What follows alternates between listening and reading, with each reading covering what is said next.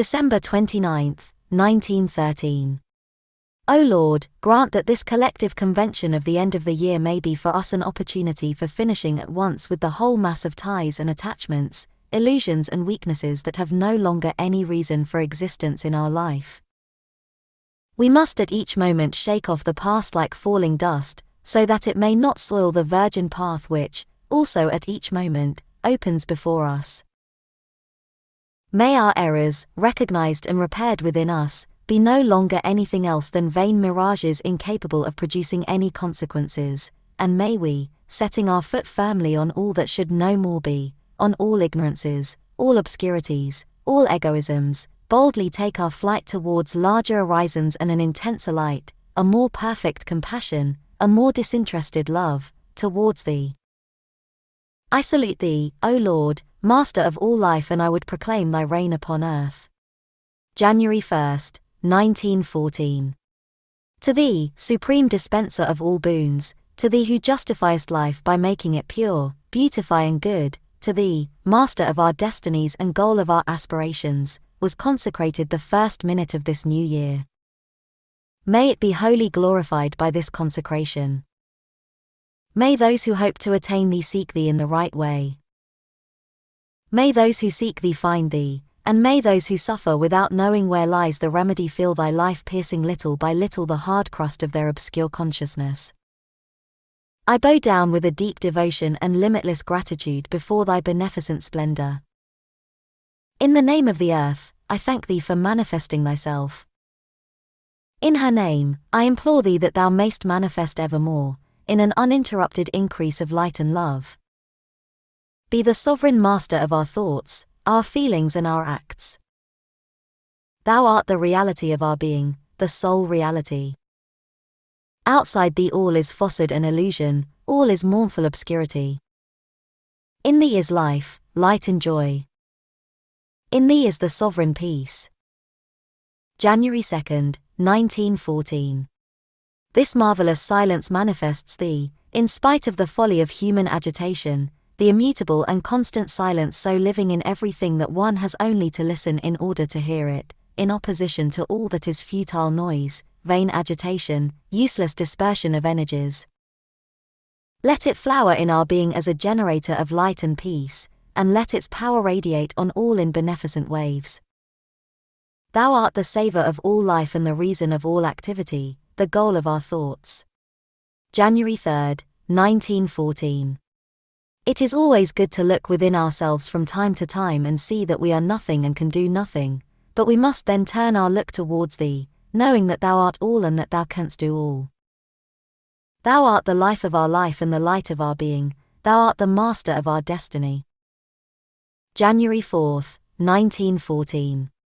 The tide of material thoughts lies always in wait for the least weakness, and if we relax our vigilance even for a moment, if we are negligent, to however small an extent, it rushes forward and invades us from all sides, submerging sometimes under its heavy flood the result of innumerable efforts.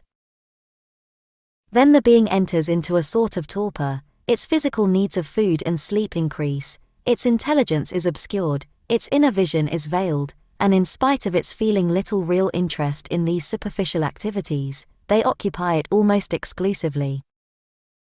This condition is very troublesome and fatiguing, for nothing is more fatiguing than thoughts about material things, and the wearied mind suffers like a caged bird unable to spread its wings yet aspiring for the power to take its free flight. But perhaps in this condition there is a utility which I do not see. In any case, I do not struggle at all. And like a child in the arms of its mother, like a fervent disciple at the feet of his master, I confide in Thee and surrender myself to Thy guidance, sure of Thy victory. January 5th, 1914. I have been sitting since a long time before this blank page, unable to make up my mind to write, all in me being so mediocre, without value or savor, hopelessly commonplace. Not a single idea in my head, not one feeling in my heart, a complete indifference towards everything and an insurmountable dullness. How can such a condition be of any use? I am a veritable zero in the world. For the rest, all that has no importance. And provided thy work is accomplished, thy manifestation takes place and the earth becomes more and more thy harmonious and fruitful kingdom, it matters little whether I accomplish the work or not. And as it is sure that it will be done, I should have no reason to trouble myself even if I felt so disposed. From the depths up to the outermost surface all this, my being, is but a little dust. It is only natural that it should be scattered to the winds without leaving a trace. January 6, 1914. Thou art the sole goal of my life and the center of my aspiration, the pivot of my thoughts, the key of my synthesis. And as thou art beyond all sensation, all feeling and all thought, thou art the living but ineffable experience, the reality lived in the depths of the being but untranslatable into our poor words. And it is because the human mind is powerless to reduce thee to a formula, that some, with a little disdain, treat as sentiment the knowledge which it is possible to have of thee, but which is certainly as far from sentiment it is from thought. So long as we have not attained to this supreme knowledge, we have no solid base and no enduring center for a mental and emotional synthesis, and all other intellectual construction cannot but be arbitrary, artificial and futile. Thou art, in so far as we can perceive thee, eternal silence and perfect peace. Thou art all the perfection that we have to acquire, all the marvels that are to be realized, all the splendor that is to be manifested. And all our words are only the prattle of children when we venture to speak of thee. In silence is the greatest respect. January 7, 1914. Give peace and light to them all, O Lord, open their blinded eyes and their obscured understanding, calm their useless torments and futile cares. Turn their regard away from themselves and give them the joy of consecration to thy work without calculation or mental reserve. Let thy beauty blossom in everything, awaken thy love in all hearts, so that thy eternally progressive order may be realized upon earth and thy harmony spread till the day when all will be thyself in perfect purity and peace. Oh! May all tears be dried, all sufferings relieved, all anguish disappear, and may a calm serenity dwell in the hearts of men and a potent certitude strengthen their mind. May thy life circulate in all as a regenerating flood and may all turn towards thee to draw in this contemplation energy for every victory. January 8, 1914. Let us shun the paths which are too easy and without effort, those paths which engender in us the illusion that we have arrived. Let us shun the negligence which opens the door to every fall. Let us shun the complacent self-admiration which leads towards every abyss. We must learn that whatever our struggles, whatever even our victories, compared with the path still to be traversed what we have already traveled is nothing, and that all are equal, infinitesimal particle of dust or the same divine stars, in face of eternity. But thou art the conqueror of all obstacles, the light which illumines all ignorance, the love which overcomes all pride. And no error can persist before thee. January 9, 1914. O Lord, unseizable reality, thou who constantly escapest before our conquering advance even though it is effective, and who wilt always be the unknown in spite of all that we shall learn to know of thee, in spite of all that we shall have ravished from thy eternal mystery, we would, with a complete and constant effort, combining the multiple paths which lead towards thee, advance like a rising and indomitable flood, breaking all obstacles, crossing all barriers, lifting all veils, dispersing all clouds, piercing all darknesses, advance towards thee, always towards thee with a movement so powerful, so irresistible, that a whole multitude will be swept on behind us, and the earth conscious of thy new and eternal presence will understand at last what are her true ends, and live in the harmony and peace of thy sovereign realization. Teach us evermore, enlighten us more and more, dispel our ignorance, illumine our minds, transfigure our hearts, and give us that love which never fades and make thy sweet law blossom in every being. We are thine to all eternity. January 10, 1914. My aspiration rises towards thee always the same in its form, infantile and almost commonplace in its simplicity, but my call is more and more ardent, and behind the maladroit words, there is all the fervor of my concentrated will. And I implore thee, O Lord, in spite of the naivete of this expression which so lacks all intellectuality, I implore thee for more light, more purity, more true sincerity and love, and that for all, for the multitude which constitutes what I call my being, and for the multitude which constitutes the universal being. I implore thee, knowing however that to implore is quite useless, since it is we alone, in our ignorance and ill will, who can be an obstacle to thy glorious and total manifestation, but something infantile in me finds a support in this mental attitude. I implore thee that the peace of thy reign may spread, upon earth. O inaccessible summit which we scale incessantly without ever attaining to thee, sole reality of our being which we believe we have discovered only to find that thou escapest us at once, marvelous state which we think we have seized but which leads us farther, and always farther, into depths and immensities ever unexplored. None can say, I have known thee, and yet all carry thee in themselves, and in the silence of the soul can hear the echo of thy voice. But this silence itself is progressive, and whatever may be the perfection of the union we have realized, so long as by our body we belong to the world of relativities, this union with thee will be always capable of a greater perfection. But all the words by which we speak of thee are but a vain babbling. Grant that I may become thy faithful servitor. January 11th, 1914. At every minute all the unforeseen, the unexpected, the unknown is before us. At every minute the universe is recreated in its totality and in each of its parts. And if we had a truly living faith, if we had that absolute certitude of thy almighty power and thy sole reality, thy manifestation could at every minute be so evident that the whole universe would be transformed by it. But we are such slaves of all that surrounds us and has preceded us, we are so much determined by the whole mass of what is manifested, and our faith is so feeble that we are still incapable of serving as intermediaries in the great miracle of transfiguration. But, O Lord, I know that it will come one day. I know that a day will come when thou wilt transform all those who approach us. Thou wilt transform them so radically that, totally liberated from the ties of the past, they will begin to live in thee with a life quite new, a life solely made of thee, of which thou shalt be the sovereign Lord. And also all troubles will be transformed into serenity, all anguish into peace, all doubts into certitude, all ugliness into harmony, all egoisms into self-giving, all darknesses into light and all sufferings into unchanging happiness. But art thou not already accomplishing this glorious miracle? I see it everywhere blossoming around us. Oh! Divine law of love and beauty, supreme liberator, there is no obstacle to thy power. It is only our blindness that deprives us of the fortifying spectacle of thy constant victory. My heart sings a hymn of gladness and my thought is illumined with joy. Thy transcendent, thy marvelous love is the sovereign master of the world. January 12, 1914. A teaching can be profitable only if it is perfectly sincere, that is to say, if it is lived at the time when it is imparted, and words often repeated, thoughts often expressed can no longer be sincere. January 13, 1914.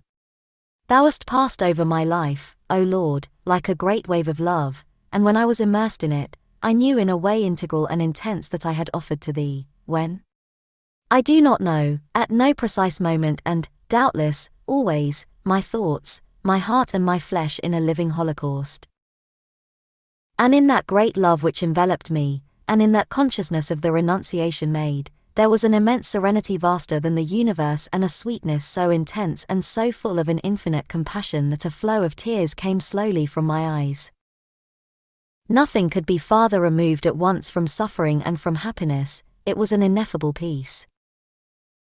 O sublime love, center of our life, marvel of marvels, I find thee again at last and I live once again in thee, but how much more powerfully, how much more consciously than before. How much better I know and understand thee. Each time I find thee again, my communion with thee is more integral, more complete, more definitive. O presence of ineffable beauty, O thought of supreme redemption, sovereign power of salvation, with what joy all my being feels thee living in itself, sole principle of its life and of all life, marvelous constructor of all thought, all will, all consciousness. Upon this world of illusion, this somber nightmare, thou hast bestowed thy divine reality, and each atom of matter contains something of thy absolute. Thou art, thou livest, thou art radiant and reignest. January 19, 1914. O Lord, divine Master of love, thou art the eternal victor, and those who put themselves in perfect accord with thee, those who live only for thee and by thee cannot but win all the victories. For in thee is the supreme force, the force of complete disinterestedness, of perfect clairvoyance, of sovereign kindness. In thee, by thee, all is transfigured and glorified. In thee is found the key of all mysteries and all powers. But we attain to thee only if we desire nothing else than to live in thee, to serve thee, to make thy divine work triumph more rapidly for the salvation of a greater number. O Lord, thou alone art real and all else is illusion. For when we live in thee we see and understand all things, nothing escapes thy perfect knowledge, but everything puts on another appearance. For all is thou in essence, since all is the fruit of thy work, of thy magnanimous intervention, and in the most sinister darkness thou hast lit a star. May our devotion go on always increasing. May our consecration go on always perfecting itself. And mayst thou who art already the real sovereign become in effect the sovereign of life. January 24, 1914. O thou who art the sole reality of our being, O sublime Master of love, Redeemer of life, let me have no longer any other consciousness than of thee at every instant and in each being. When I do not live solely with thy life, I agonize, I sink slowly towards extinction. For thou art my only reason for existence, my one goal, my single support. I am like a timid bird not yet sure of its wings and hesitating to take its flight. Let me soar to reach definitive identity with thee. January 29, 1914. It is because of thy presence in each being, O divine Master of love, that every man, even the most cruel, can be accessible to pity and that even the vilest respects, as if in spite of himself, honor and justice. It is thou who from beyond all conventions and prejudices lightest with a special light, divine and pure, all that we are and all that we do, and showest us the difference between what we realize and what we could be. Thou art the insuperable limit opposed to the excess of evil, to the darkness and the ill will. Thou art the living hope in every heart of possible and future perfections. To thee all the fervor of my adoration. Thou art the door, accessible to our conception, which leads towards unsuspected and inconceivable splendors, the splendors which will be progressively revealed to us. January 30, 1914. All that is conscious in me belongs to thee without restriction, and I shall strive to conquer little by little and always better the subconscient, the bedrock still obscure. Divine Master of love, eternal teacher, thou guidest our lives. It is in thee alone and for thee alone that we would live. Enlighten our consciousness, guide our steps, and grant that we may do the maximum of what we can do, utilizing all our energies solely to serve thee. January 31, 1914. May every morning our thought rise with fervor towards thee, asking thee what is the best we can do to manifest and serve thee. May at each moment amid the many kinds of multiple choice which we can make and which, in spite of their apparent insignificance, are always of a great importance, since according to our decision we submit to one category of determinism or another, may at each moment our attitude be such that it may be thy divine will which determines our choice and thus it may be thou who givest the direction to all our life. According to the consciousness in which we are at the moment when we take a decision, we submit to the determinism of the order of the realities in which we are conscious, whence all the consequences, often unforeseen and unfortunate, contradictory to the general orientation of life and forming obstacles, sometimes terrible, which have afterwards to be surmounted. We would, therefore, O Lord, divine Master of love, be conscious of thee and thee alone, be identified with thy supreme law each time that we decide, each time we choose, so that it may be thy will which determines us. and our life may thus be effectively and integrally consecrated to thee. In thy light we shall see, in thy knowledge we shall know, in thy will we shall realize. February 1st, 1914. I turn towards thee who art everywhere and within all and outside all, intimate essence of all and remote from all, center of condensation for all energies, creator of conscious individualities. I turn towards thee and salute thee, O liberator of the worlds, and, identified with thy divine love, I contemplate the earth and its creatures, this mass of substance put into forms perpetually destroyed and renewed, this swarming mass of aggregates which are dissolved as soon as constituted, of beings who imagine that they are conscient and permanent individualities and who are as ephemeral as a breath, always alike or almost the same, in their diversity, repeating indefinitely the same desires, the same tendencies, the same appetites, the same ignorant errors. But from time to tune thy sublime light shines in a being and radiates through him over the world, and then a little wisdom, a little knowledge, a little disinterested faith, heroism and compassion penetrates men's hearts, transforms their minds and sets free a few elements from that sorrowful and implacable wheel of existence to which their blind ignorance subjects them. But how much greater a splendor than all those that have gone before, how marvelous a glory and light would be needed to draw these beings out of the horrible aberration in which they are plunged by the life of cities and so-called civilizations.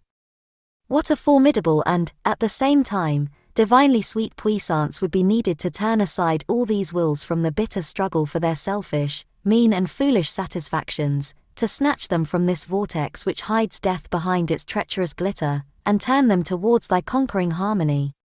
O Lord, eternal Master, enlighten us, guide our steps, show us the way towards the realization of thy law, towards the accomplishment of thy work.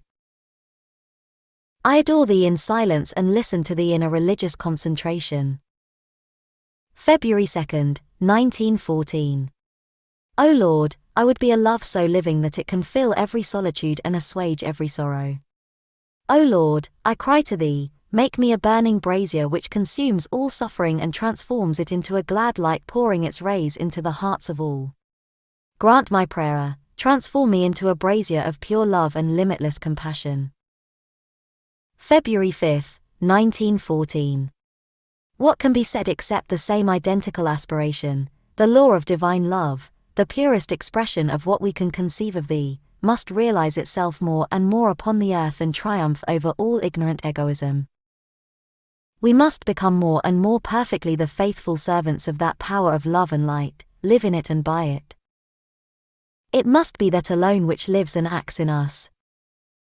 O Lord, become the sovereign master of our lives and dispel all the darknesses which can still prevent us from seeing and constantly communing with thee. Liberate us from all ignorance, liberate us from ourselves that we may open wide the doors of thy glorious manifestation. February 7th, 1914.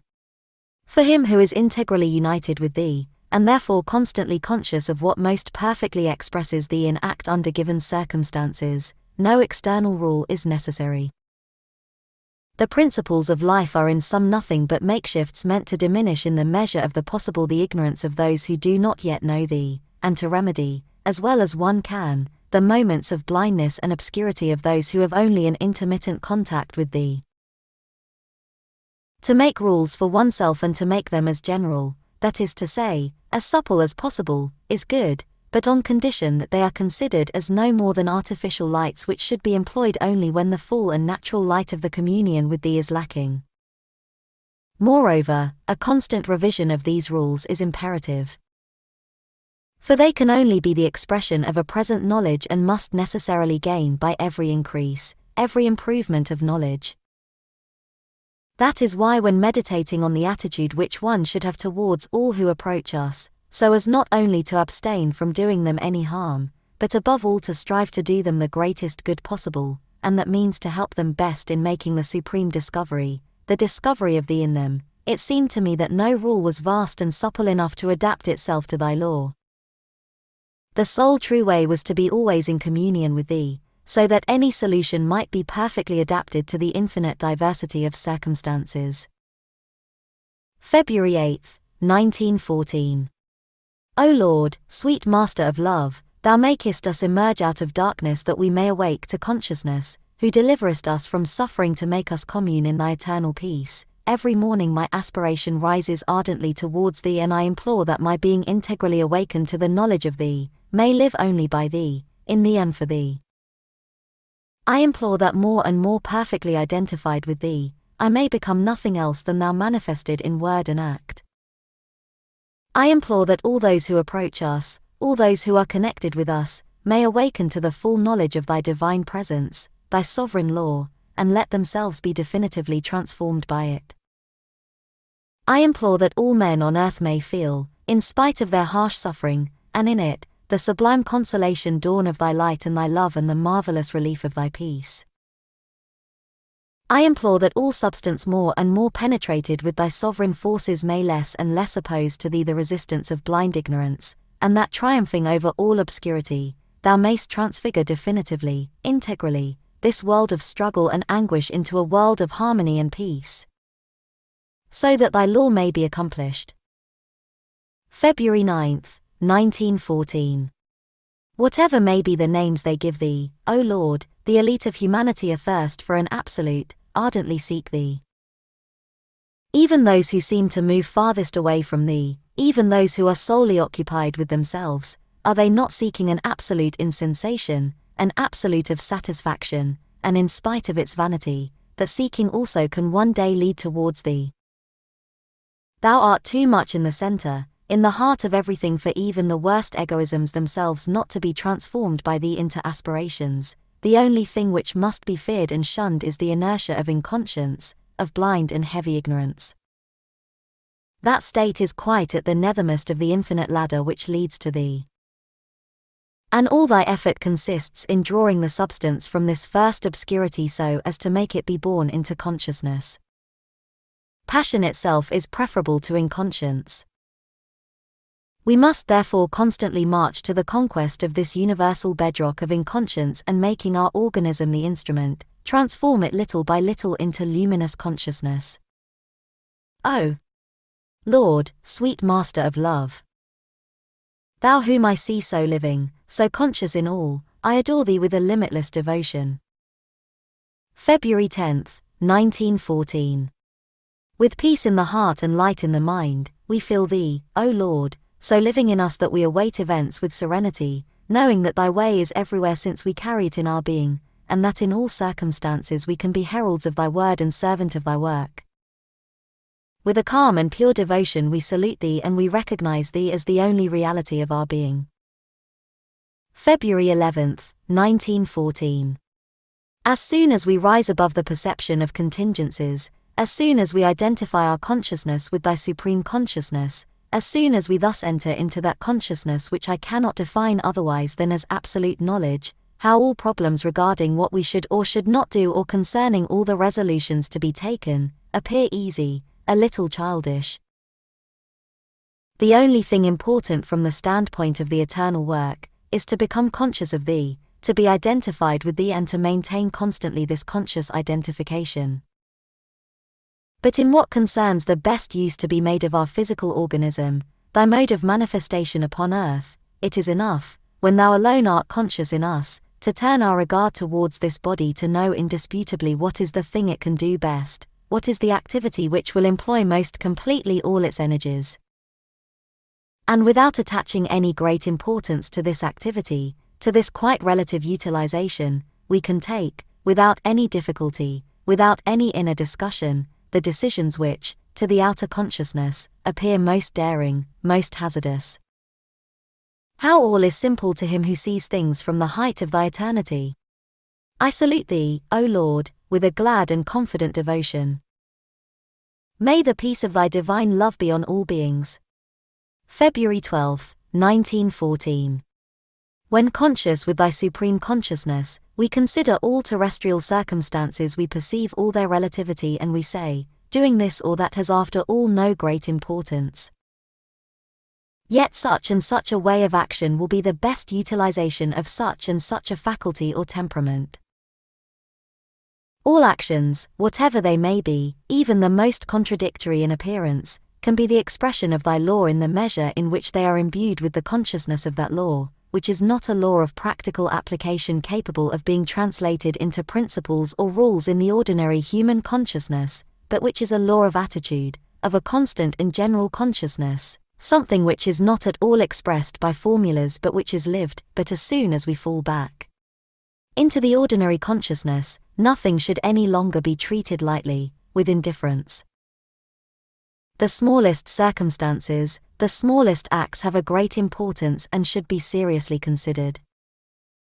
For we should at every moment strive to do that which will facilitate the identification of our consciousness with the eternal consciousness, and carefully avoid all that can be an obstacle to this identification.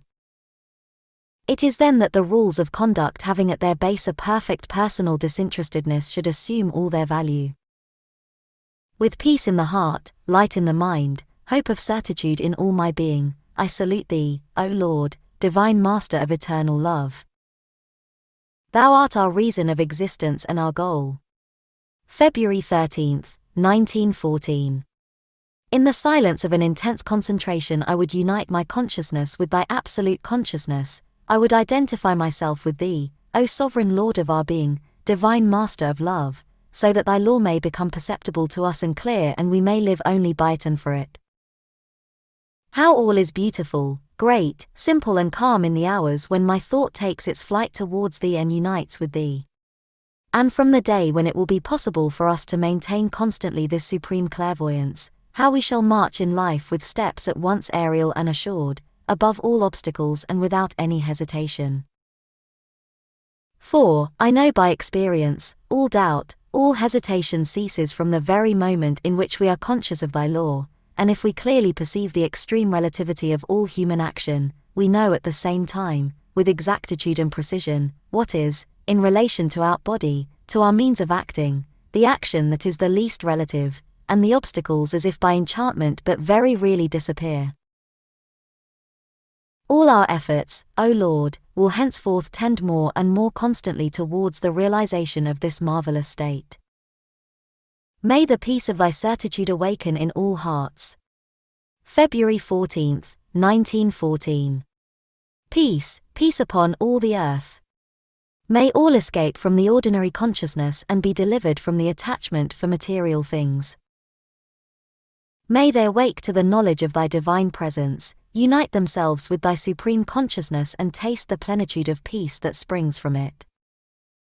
Lord, thou art the sovereign Master of our being. Thy law is our law, and with all our strength we aspire to identify our consciousness with thy eternal consciousness, that we may accomplish thy sublime work in each thing and at every moment. Lord, deliver us from all care for contingencies. Deliver us from the ordinary outlook on things. Grant that we may henceforth see only with thy eyes and act only by thy will. Transform us into living torches of thy divine love.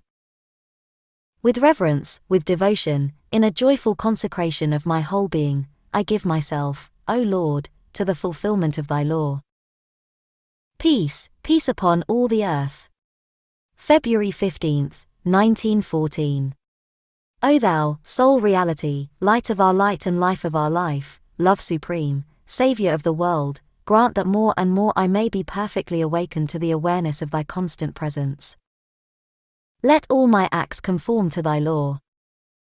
Let there be no difference between my will and thine. Extricate me from the illusory consciousness of my mind, from its world of fantasies. Let me identify my consciousness with the absolute consciousness, for that art thou. Give me constancy in the will to attain the end, give me firmness and energy and the courage which shakes off all torpor and lassitude. Give me the peace of perfect disinterestedness, the peace that makes thy presence felt and thy intervention effective, the peace that is ever victorious over all bad will and every obscurity. Grant, I implore thee, that all in my being may be identified with thee, and may I be nothing else than a flaming torch of love, one utterly awakened to thy supreme action of love. February 16th, 1914. O supreme, sole reality, true consciousness, permanent unity, sovereign repose of perfect light, with what intensity I aspire to be no more conscious of anything else than thee, to be no more anything else than thou. This incessant whirl of unreal personalities, this multiplicity, this complexity, this excessive inextricable confusion of conflicting thoughts, struggling tendencies, battling desires, appears to me more and more woeful. We must emerge out of this sea in fury, land on the serenity of thy peaceful shore. Give me the energy of an indefatigable swimmer. I would conquer thee, whatever may be the efforts necessary for that, O Lord. Ignorance must be overthrown, illusion dispelled, and this sorrowful world must come out of its frightful nightmare, end its terrible dream, to awake at last to the consciousness of thy sole reality. O immutable peace, deliver men from ignorance. May thy full and pure light reign everywhere. February 17, 1914. O Lord, how ardently my aspiration rises towards thee, give us the full consciousness of thy law, the constant perception of thy will, so that our decision may be thy decision and our life may be solely consecrated to thy service and as perfect an expression as possible of thy inspiration. O Lord, dispel all darkness, all blindness, and may every one possess the calm certitude which is brought by thy divine illumination. February 19, 1914. O Lord, be always present in my thought. Not that I ask it of thee, for I know that thy presence is constant and sovereign. I know that all that we see and all that escapes our sight is only what it is because of thy marvelous intervention, because of thy divine law of love. But I say, and I say it again, I implore, in order to avoid forgetfulness and negligence. Oh! To become thy living love so completely as to transfigure and illumine everything. So completely as to generate in all peace and benevolent satisfaction. Oh! To become thy divine love clairvoyant and pure. Oh! To be that everywhere and always. February 20th, 1914.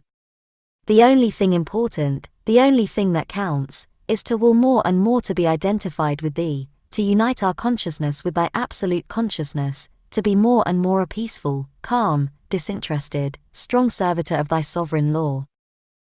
Thy will of love. O Lord, give me that peace of perfect disinterestedness, that peace which makes thy presence effective, thy intervention efficacious, that peace which is ever victorious over all bad wills, over all darknesses. O Lord, very humbly, I pray in order that I may be equal to the height of my task, that nothing in me, conscious or not, may betray thee by neglecting to serve thy sacred mission. In a silent devotion, I salute thee.